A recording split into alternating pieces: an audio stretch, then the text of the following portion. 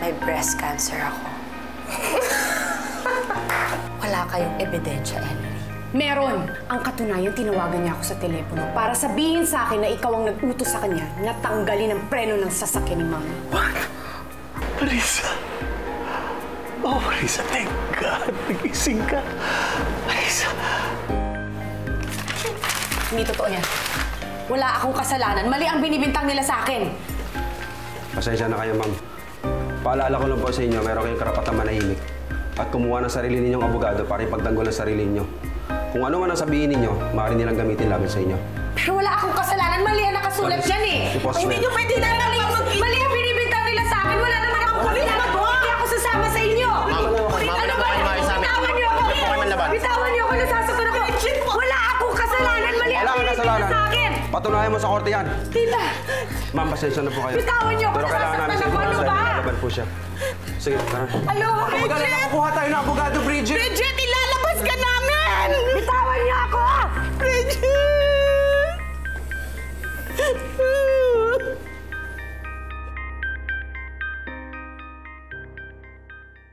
Kamusta na po ang pakiramdam niyo, Ma? I'm okay. Except, my head is still painful. Well, the doctor said na in a couple of days, mawawala na yung headache mo. Meron ka lang mga gamot na kailangan inumin para mas mabilis yung healing process ng brain injury mo. And from time to time, gisingin daw kita habang natutulog ka. Sorry, ah. But aside from that, everything is fine. Gusto ko na lumabas dito eh, para pagluto ko kayo. Ma, tsaka nyo na ho isipin yun. Dapat magpagaling ho kayo. Kapag nakalabas na kayo, tsaka nyo na ho kami pagluto.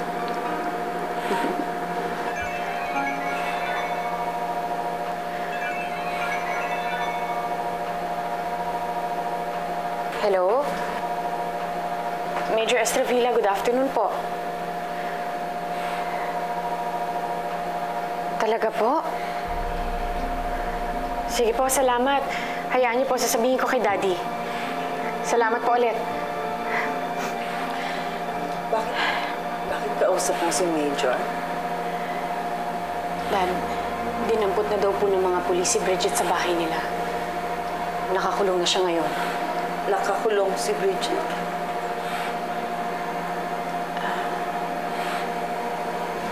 Siya po kasi ang may kagagawan kung bakit kayo na-aksidente, Ma. Paano nangyari yun? Marisa, si Bridget kasi ang nag-utos, hindi ko alam kung kanino, na sirain yung preno ng sasakyan mo. Napakawalang hiya ng babaeng yun. Wala pa siyang bayad sa katawan niya. Marisa. Dati si Ellery ang pinagtangkaan niya, patayin na yun ako naman. Marisa, huminahon ka. Kaya naman siya titigil, Delphine. Kaya naman siya titigil. Relax. Marisa, relax.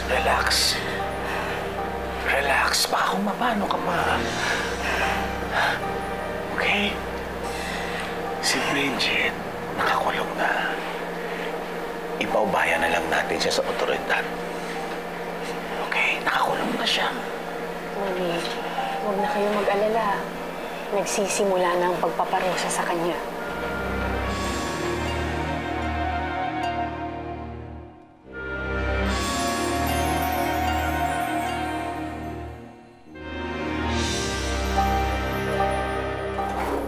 Palabasin niyo ako dito! Ano ba? Wala akong kasalanan! Hindi ko lang binibintang niyo sa akin! Ano ba?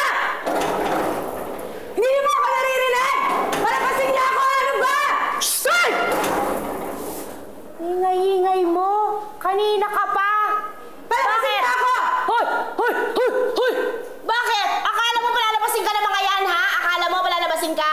Wala akong kasalanan, kaya hindi ako dapat nandito! Narinig niyo ba ako? Palabasin mo nga ako! Ano ba? Hoy! Sinabi na lahat yan na nakulong dito. Pati ko sinabi ko na rin yan. Kaya kung hindi ka titigil, papangasan ko yung mukha mo! Bakit ba? Ilam ka! Buksan niyo nga ito! Palabasin niyo ako dito!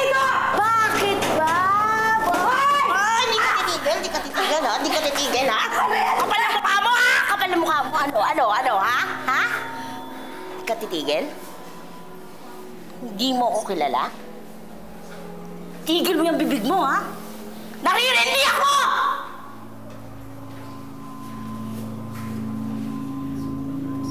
O ano? Balis na ba ako?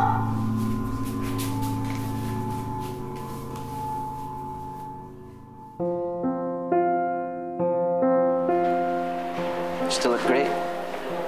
How are things? Kailan ka mga anak? I'm okay. 3 months from now yung due date ko. Akala ko nga sa Amerika na ako manganganak eh. Mabuti na lang pinayagan akong bumiyahe pa uwi. Hindi ka ba nahirapan magbiyahe? Hindi naman. Kasama ko naman si Jonas eh. Kaya naging komportable ang biyahe ko. Kami na ulit ni Jonas, Enrico. Kaya nga pa ako pinapunta dito para sabihin sa akin yan. No. It's actually for my mom. Gusto kong ikaw ang humawak ng kasong isasampa namin laban kay Bridget. I want her behind bars for the rest of her life, Enrico. Kaya nakikiusap ako sa'yo. Do everything that you can para maparusahan siya. Napakadami ng kasalanan sa amin ng babaeng yun. Gusto ko na siyang singilin ngayon.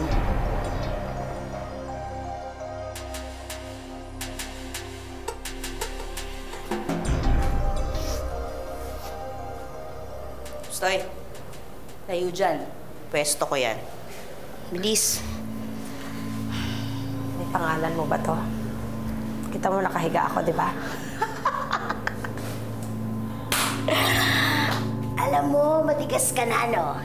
Kailangan mo siguro ng masahe para lumambot ka. Ha? Ha?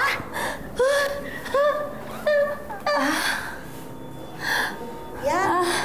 Puto ka. Malang ka. Larpihan ka, oh. Yan ang ate.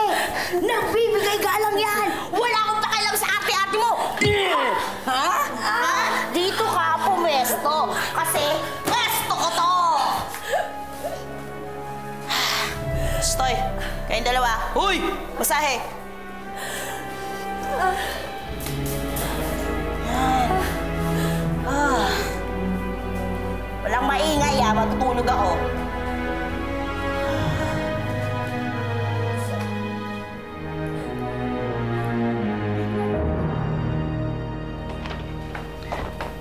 Tita. Uy, nahanda mo na ba yung gagamitin ni Bridget para bukas? Oo, nanda ko na yun. Pero ito muna, oh. Tingnan natin to. Ano ba yan? Yung resulta ng lab test ni Bridget. Halika, basahin natin.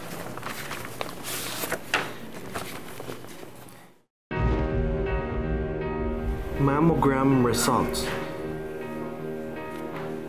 Hindi ba yun yung ginagawa para malaman kung may cancer?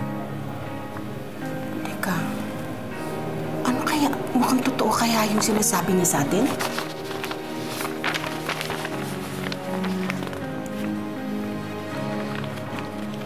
Invasive ductal carcinoma. Third. Oh my God, tita. Totoo nga yung sinasabi ni Bridget, may cancer siya. 3rd stage.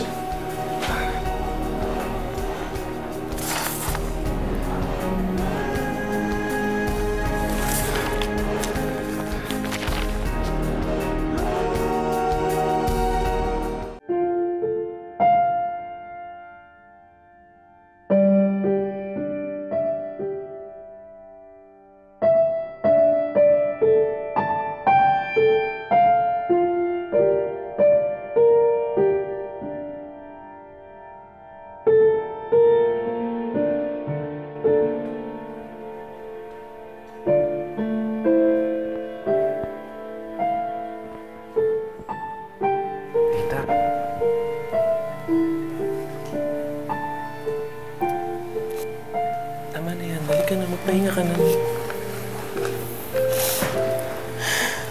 Naaawa lang ako kay Bridget eh. Pinagtawanan pa natin nung sinabi niya sa atin may sakit siya. Nagigilty rin naman ako, tita eh. Hindi naman niya kasi tayo masisisi. Nagsinungaling na siya sa atin na nagkaroon siya ng cancer. Boy, ngayon, totoo na. Siyempre, ang hirap naman paniwalaan. Paano na si Bridget ngayon? Kawawa naman yung kalagayan niya.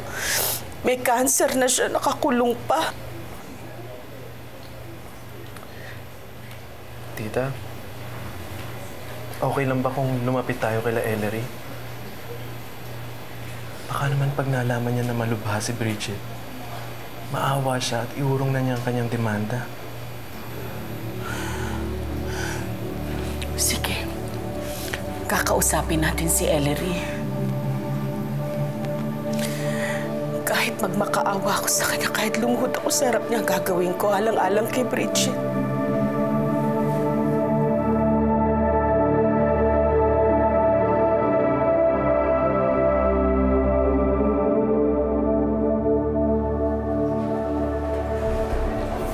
Pasensya ka na, Bridget, ha? Kung hindi kami naniwala kagad ni Aloha nung sinabi mo sa amin may sakit ka. Sorry, sister. Akala kasi namin, nag-joke ka lang. May taning na yung buhay. 4 na buwan na lang itatagal ko. Lalapit ako kay Delphine, kay Ellery. Magmamakaawa ako. Huwag mo nang gawin yun, tita. Mag-aaksaya lang kayo ng oras niyo. Hindi, Bridget. Hindi naman nila alam na may sakit ka eh. Kung nalaman nila yun, maawa sila sa'yo. Hindi na sila maniniwala sa atin. Lalo na sa akin. Masamang tao ang tingin nila sa akin ngayon. Bridget, panahon na para makipagbalik loob ka sa kanila. Kahit pa paano, pamilya mo pa rin sila. Alam ko bibigyan kanila ng pagkakataon magbago. Basta humingi ka lang ng tawad sa lahat ng ginawa mo. Huwag ka na mag-asaya ng panahon. Bilang na oras mo. Kahit naman ata gumapang ako at humingi ng tawad sa kanila, hindi na nila ako papatawarin. Hindi na pamilya ang turing nila dati sa akin. Kahit kailan, hindi na ako umaasang mapapatawad pa nila ako. Tapos na ang oras ng pagdalaw niyo. Pumasok na sa loob.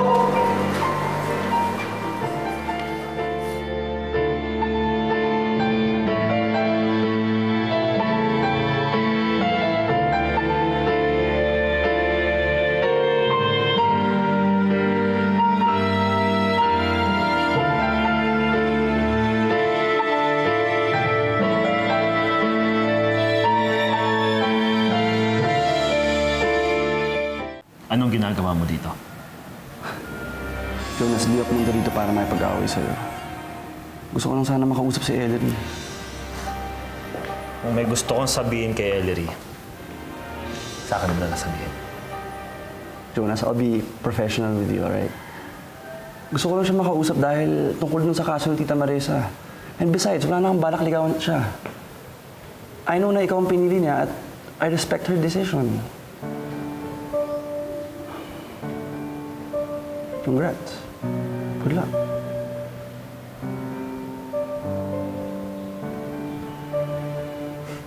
Salamat, pare. I wish you both happiness. Good luck. Thank you.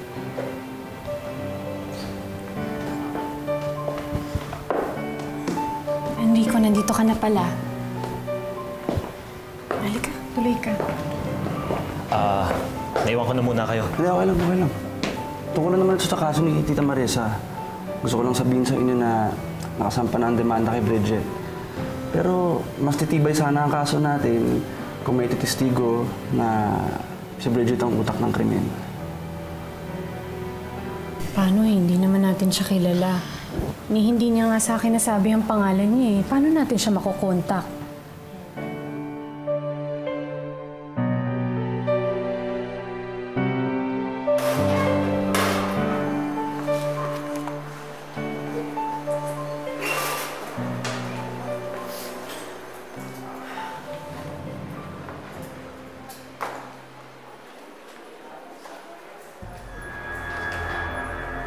Ano ka?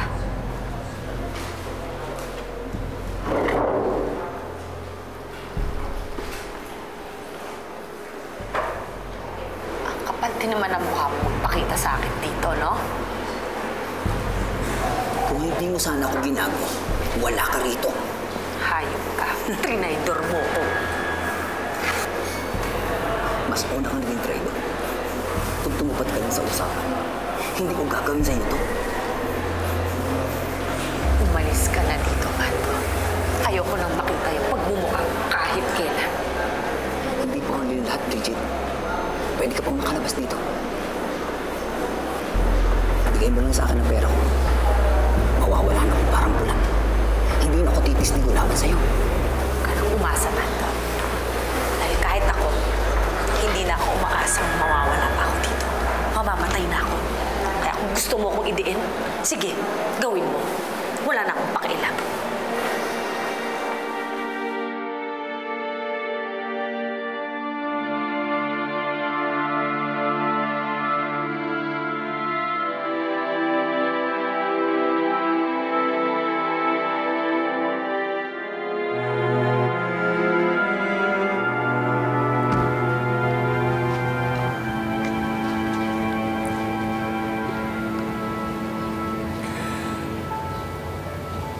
Ano na namang kalokohan ito, Laila? Delphine, alam kong abot langit ang galit mo sa amin.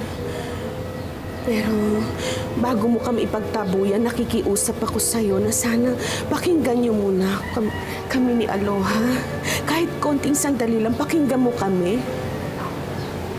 Pakinggan? Ganon-ganon na lang ba ang gagawin namin? Ang makinig sa inyo? Ilang beses na namin kayong pinakinggan, pero ginagawan pa rin kami ng masama ni Bridget. Hillary, alam ko mabuti kang tao. Sana naman huwag mong pagkaitan ng kahit na konting awa si Bridget. Kahit sa huling pagkakataon lang. Yun na nga yun, Aloha eh.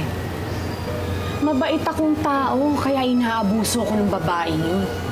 Ano bang pinunta niyo dito? Makikiusap sana kami kung pwedeng iurong niyo yung demanda laban sa kanya. Nagbibiro ba kayo? Sagad sa buto ang kasama ni Bridget. Hindi ko magagawa ang pakikiusap ninyo. Pero Ellery, may kailangan ka malaman tungkol sa kanya. Ano? Nasa kulungan siya mamamatay. Alam ko na yun.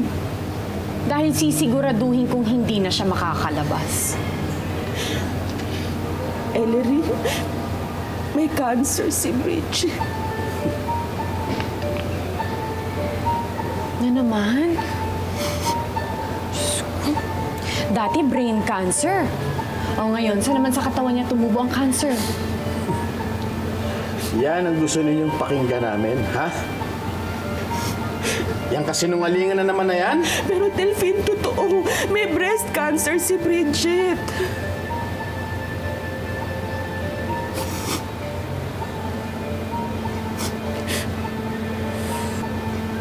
Wala akong pakialam.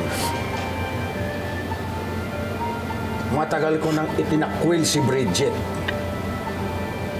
Wala akong anak na pumapatay ng tao. Wala akong anak na kriminal.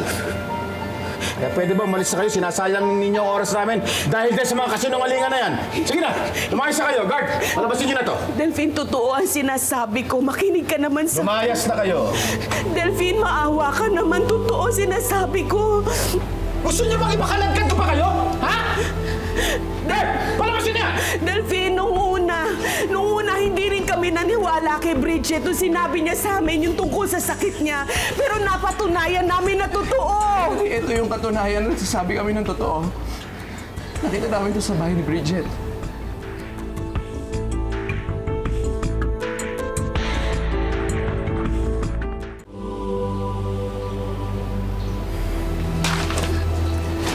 Huwag mo nang pag-aksayahan ng panahon ng mga kasinungalingan na ito, Ellery. Ellery, kung kinakailangan ko lumuhod sa harap ko, gagawin ko yun alang-alang kay Bridget. May taning na ang buhay niya. utang na loob, patawarin mo na siya. Nagmamakaawa ako.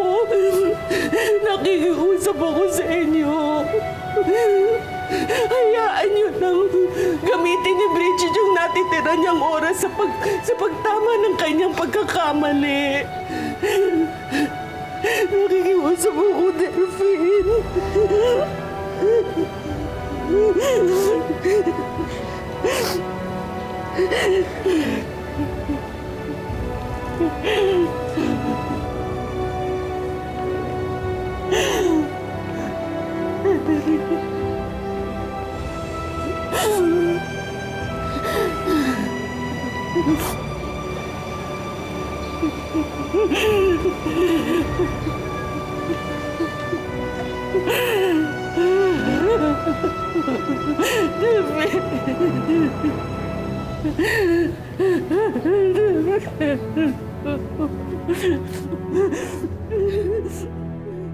Hindi. Hindi ako papayag na iurong ang demanda. At kung ako ang tatanungin, hindi ako naniniwala na may cancer siya. Niloko niya na tayo noon. This time around, papaloko tayo ulit? Gusto ko sanang ipacheck kung totoo ang mga lab tests na to. Ellery, what for? I agree with Mommy.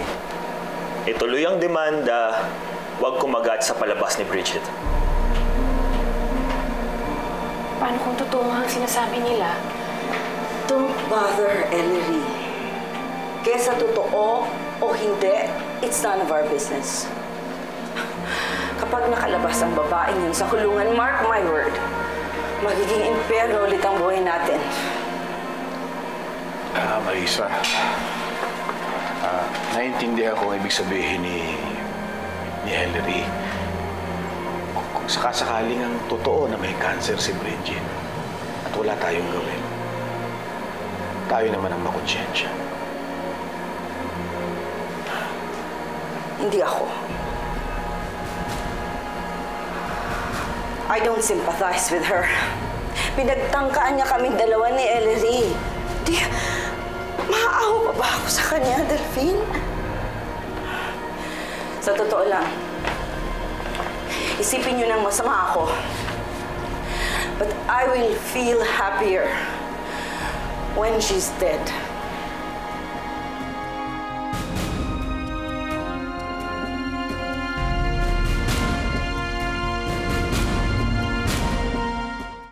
Sinabihan ko naman kayo, Tita Laila.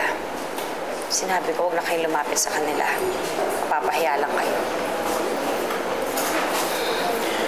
Magmula nung nalaman ko tungkol sa iyong kalagayan, wala na akong ginawa kundi magdasal. Hindi ako madasaling tao. Pero alam ko, natutulungan niya ako kapag nagkaroon ako ng pananalig sa kanya. Tinulungan ba kayo? Pinakinggan ba yung pinagdasal niyo? Nangyari ba? Hindi ako susuko, Bridget. Naniniwala ako na hihipuan ng Diyos ang puso ni na Delphine at Ellery. Bibigyan kanila ng pagkakataon na magbago.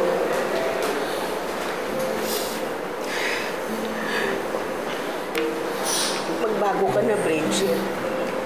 Ituwid mo na lahat ng mga kasamaan na ginawa mo. Sila ang may kasalanan kung bakit ako naging ganito, Tita. Inapi nila ako. Inagaw nila ang lahat ng dapat sa akin. Sila ang may kasalanan kung bakit ako naging ganito. Hindi, Bridget. Ikaw ang may gawa ng buhay mo. Huwag mo isisi sa iba ang nangyari sa iyong kapalaran. Kahit ako, nagsisisi ako sa lahat ng pagkukonsinti na ginawa ko sa'yo, sa lahat ng masamang ginawa mo. Mamamatay na ako, Tita Laila.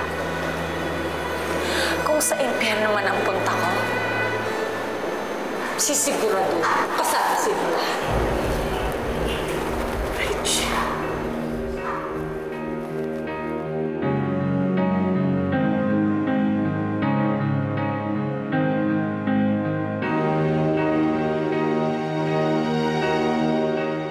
was the one who diagnosed her. Hindi ko ilalagay sa alanganin ng profesyon ko para lang manloko ng ibang tao. May tumingin ng ibang doktor sa kanya. And we got the same result. She said stage 3. I'm sorry pero pumalat ng cancer cells sa dalawang breast niya. She is dying and she has only 4 months to live. Well, Diyos na ang nagbigay ng parusa sa kanya. Let's just hope na bago siya mamatay, maayos niya ang buhay niya. Ngayon alam na natin na totoong may cancer si Bridget. I just need a consensus of everyone. Iurang ba natin ang demanda laban sa kanya?